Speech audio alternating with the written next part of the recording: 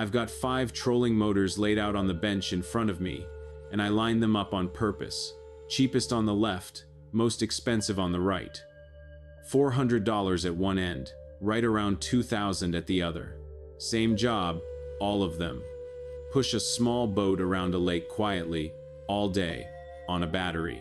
Now I've pulled the housings off, the lower heads are open, and I want you to see what I'm seeing, because 4 of these 5 are hiding the exact same guts. Same class of windings, same little bushings, same board. The price tag climbs $500, $1,000, $2,000, and on the bench, the motor underneath barely changes. That's the $2,000 lie I want to talk about today. Not a lie in the courtroom sense. Nobody's committing fraud. It's simpler and quieter than that. On more of these than you'd think, you are paying premium money for a badge and a brochure, and the machine doing the actual work costs the factory about the same either way.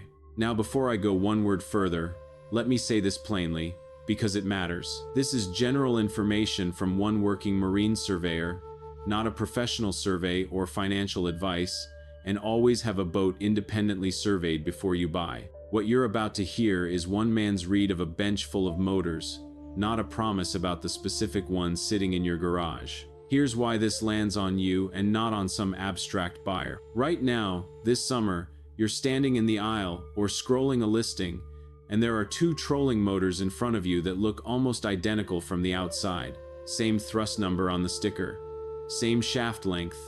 One's got a familiar name and a price that makes you swallow hard, and the other's a couple $100. And the story in your head is that the expensive one is expensive because it's built better, and the cheap one is cheap because it'll die on you.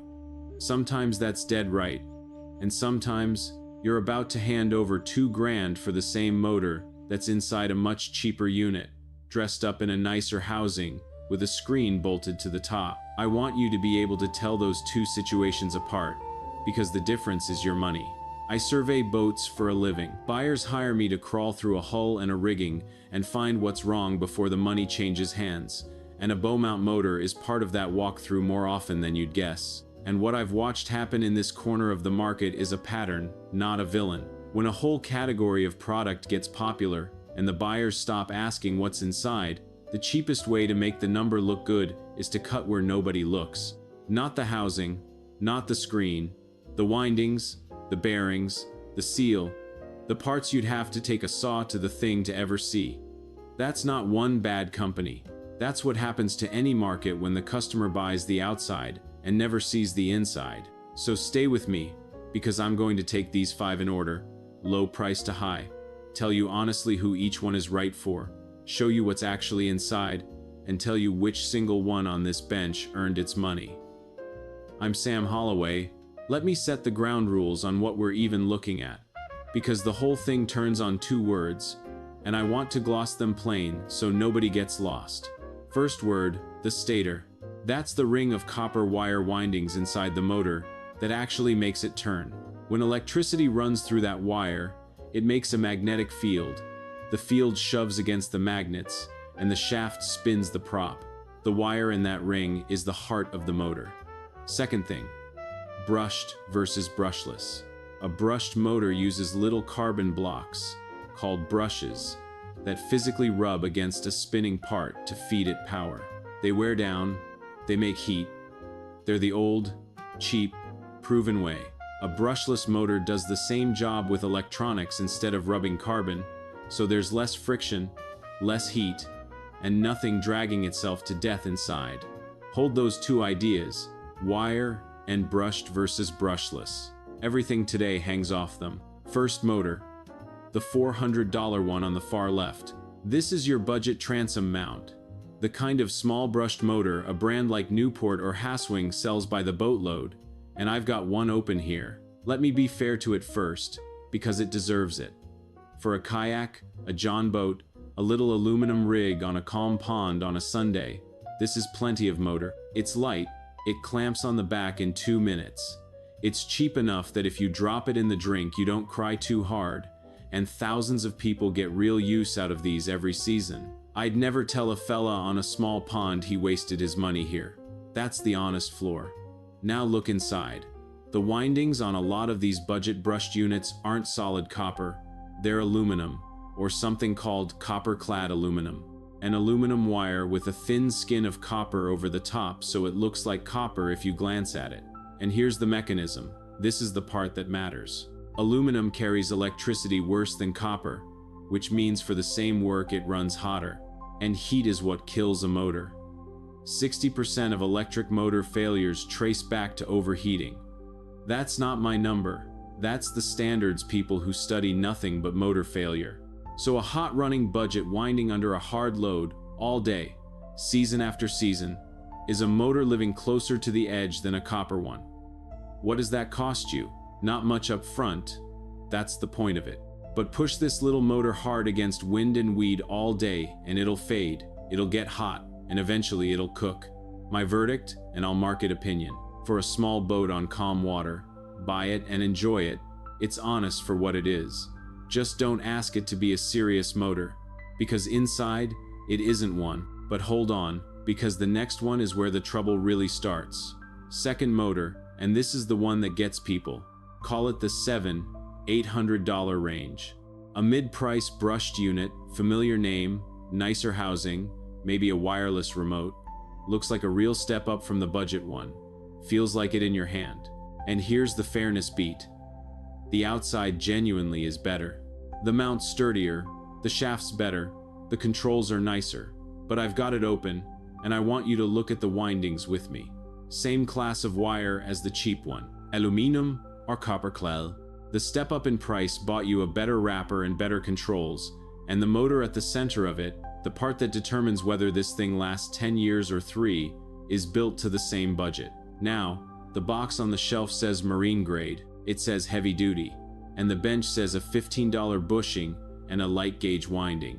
That gap between what the box promises and what the bench shows, that's the whole game right there. This is the unit I get the maddest at, honestly, because it's the one dressed up to fool you.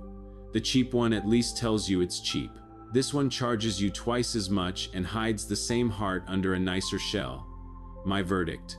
If you're paying real money, you're allowed to expect a real motor, and this one's spending your money on the parts you can see instead of the parts that keep it alive. And this is where I have to tell you about the fella who taught me to read one of these in the first place, because without him I'd have been fooled by the shell too. Years back, before I ever surveyed a boat, I spent time around an old electric motorman named Simon Petrie, ran a rewind shop, the kind of place that fixes burned out motors instead of tossing them. Simon could hold a stator up to the light, scratch the wire with his thumbnail, and tell you copper from aluminum in about 2 seconds, because copper's got that warm reddish tone under the enamel, and aluminum's gray and dull. He used to say the housing is what the salesman sells, and the winding is what the motor is. Everything I know about looking past the shell to the wire, I learned leaning on his bench watching him do it. I carry that with me on every rig I inspect. The shine is for the showroom, the wire is the truth. Which brings me to the third motor, and now we cross over into premium territory. Because this is where it stops being simple, and I have to be straight with you about something that could otherwise mislead you. Third motor, and let's call this the top of the brushed world. A flagship brushed unit, the kind of serious bow mount a good angler runs. Well over $1,000, with GPS spot lock, the works. I've got a Minn Kota class brushed motor open here as the example. And when I say this is where it gets honest, this is a real motor. Heavier gauge windings, and on the good ones, actual solid copper, the reddish wire Simon taught me to spot. A sealed head, which we'll get to. A composite shaft, and I mean that as praise. The better brands run a composite or carbon-infused shaft that's guaranteed for life, because they know it takes a beating off a stump, and they build it to survive. So on this one, the money mostly went where it should. My caution here is a small one. Even a good brushed motor still has brushes, and brushes where they're the maintenance item. They're the thing that eventually needs a look. That's not a flaw, that's just the nature of the old design. My verdict, this is a straight enough shooter. You paid a lot, and unlike motor number 2, most of it went inside. Now here's the honest part, the one I really don't want you to miss, because it's the exact place a video like this could lie to you and I won't. You've heard me say cheap wire, aluminum, less copper, bad. And now I've got the fourth motor open, a modern brushless unit, a Minn Kota Quest, or a Garmin Force, or a Force Kraken, the newest high-end stuff. And if you go looking for a fat coil of heavy copper in here, you might not find as much as you expect. And your gut says, aha, they cut the copper, it's a ripoff. Stop, that's the trap. And I'd be doing you dirty if I let you fall in it. Here's the truth. A brushless motor is a fundamentally more efficient machine. No carbon brushes rubbing, far less friction, far less wasted heat. These run cooler and use their battery better, 20–30% better in real terms, which is why they stay on the water longer and run quieter than anything brushed. A well-designed brushless motor does not need a heavy slug of copper to be excellent, because it's not fighting the same heat and friction the old brushed motors were. So less copper in a brushless motor is not the same story as less copper in a brushed one. In the brushed world, cheap aluminum wire is a corner cut. In the brushless world, it's just a different, better engine. I'll say it flat, because it's the fair thing to say. The copper lie is a lie about overpriced brushed motors built like cheap ones. It is not an attack on brushless. If anything, the best brushless units on this bench are the most honestly built motors here, and they earn their price by being a smarter machine, not by weighing more wire. Where the premium bites you on these is the electronics. More circuitry, more to seal, more that can go wrong on a control board if water ever finds it, which is the perfect place for the fifth motor. Fifth motor, far right, the $2,000 end, and the one whose price started this whole conversation. This could be a top brushless bow mount, or a premium GPS anchor motor like a Rodan, and the good ones of these genuinely are the best trolling motors made. Precise, efficient, they'll hold your bow on a spot in a crosswind like an invisible hand. So why is it the last one on my bench and not a clean win? Because at this price, the thing that decides whether your $2,000 lasts 15 years or dies in 3 isn't the copper at all. It's the seal. Let me gloss that. The head of the motor, up top where the electronics and the wiring live, either it's properly sealed and potted. Potting means the electronics are set in a waterproof resin, sealed against moisture, or it isn't.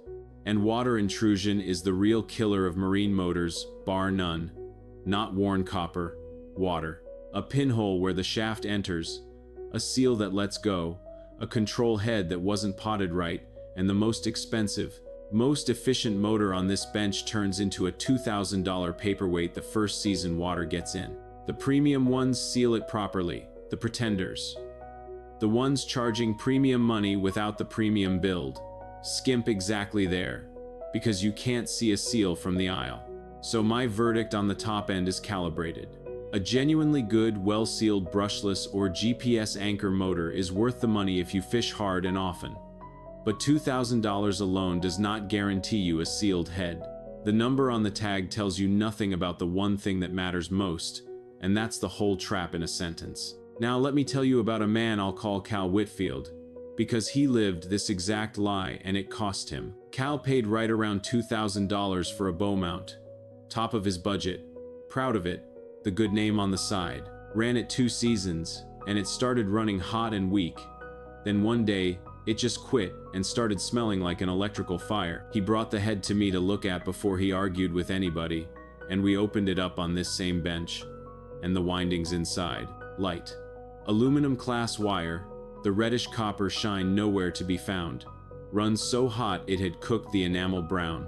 He'd paid flagship money and gotten a middle-of-the-road motor in a flagship shell, and the thin winding under a hard load had done exactly what thin winding does. Cal's not a fool. He did what almost everyone does. He bought the badge in the brochure and trusted that the price meant the machine. The bench told a different story than the sticker did. That's the one I want you to remember when you're standing in that aisle. And since I'm being honest with you, let me own my own mistake, because I made this one for real. Years ago, I bought a mid-price trolling motor for my own skiff, and I bought it on the thrust number and the name and nothing else. Never questioned what was inside. It got hot, it got gutless in any wind, and inside of 2 seasons it was done, and I'd paid enough that it stung. I had it backwards then. I thought a name and a price were the same thing as a machine. They're not. That motor is the reason I open these up now instead of reading the box. I paid the tuition so you don't have to. Let me also be straight about the edge of what I can tell you, because the hype channels never will. I have not sawed open every trolling motor on the market, and nobody has. I can't hand you a chart that says this exact brand uses that exact wire, because manufacturers don't publish their winding metallurgy, and I won't invent a spec to sound certain. What I can give you is the pattern, honestly, from the units that cross my bench and the ones I've had apart on a survey. Budget brushed motors in this class commonly cut cost in the windings, aluminum or copper-clad instead of solid copper, and that's opinion drawn from what I've seen, marked as opinion. The premium brushless units generally put the money in a smarter engine and better sealing, and the trap in the middle is a brushed motor wearing a premium price without the premium guts. That's the map. I'm not going to pretend it's a satellite photo, so let me bring it home, because here's what I most want you to walk out of here able to do. When you're looking at two trolling motors, and one costs a whole lot more, don't ask what the screen does. Ask three things. 1. Brushed or brushless? Brushless is a genuinely better, cooler, more efficient machine, and if the price gap is buying you brushless, that's real value you can feel every day on the water, not a badge. 2. If it's a brushed motor asking premium money, what's the winding? You probably can't see it in the aisle, but you can ask. You can read the honest reviews, and you can be suspicious of a high-priced brushed unit that's coy about what's inside, because the honest ones with real copper tend to say so. And 3, the big one on the expensive stuff. How's it sealed? Because water, not worn wire, is what actually kills these, and a well-sealed head is worth more than any spec on the box. Get those 3 right, and the $2,000 lie can't touch you, because you'll know exactly what your money bought and what it didn't. And I'll say the fair thing one more time, the way I always try to. The premium motor isn't a scam. The budget motor isn't garbage. The only real lie is paying flagship money for a middle-of-the-road machine because the shell fooled you, and now you know how to see past the shell. If this saved you from spending $2 grand on the wrong motor, do me a favor and hit like. It genuinely helps this channel reach the next fella standing in that aisle about to make the mistake. And drop a comment. Tell me the brand and the price of the trolling motor you're looking at. And the old hands and the electricians who watch this channel will tell you what they know about what's inside it. Next time, I'm going to open up the fish finder bolted to the bow of that same boat and show you the planned death update that bricks a perfectly good unit and quotes you 4 figures to fix it. Buy smart, stay afloat. I'm Sam Holloway. I'll see you back at the dock.